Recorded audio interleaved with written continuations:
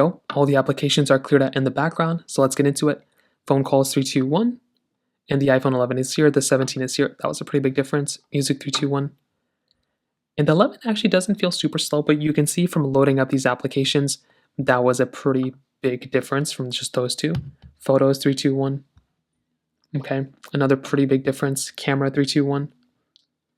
Okay, let's go and get into another one. Mail 321. So the 17 is doing a much better job, but also one other big thing to keep in mind here too is that with the iPhone 17, it's also a much smoother experience. Even though it's faster, which is really nice, the 11 looks to be a lot more, looks to be like glitching up a lot more than something like the iPhone 11. So, sorry, the iPhone 11 is glitching up a lot more than the iPhone 17.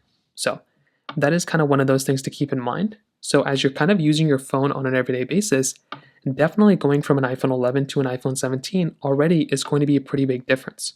But also, when you're comparing a 60 hertz panel to a 120 hertz panel in real life, that's when you're going to notice these big differences.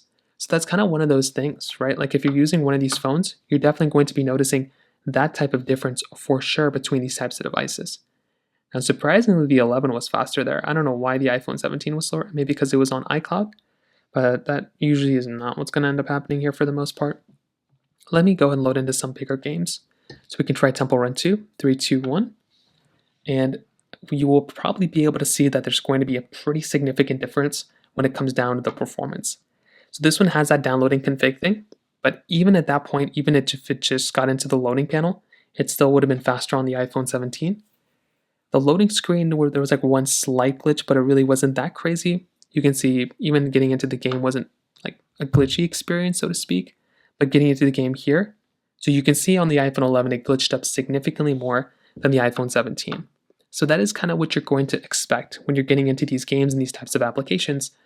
You know, not only is it going to take a longer time to load on the iPhone 11, but it's going to stutter a lot more and it's going to glitch a lot more when you're actually getting into the game and using it on an everyday basis.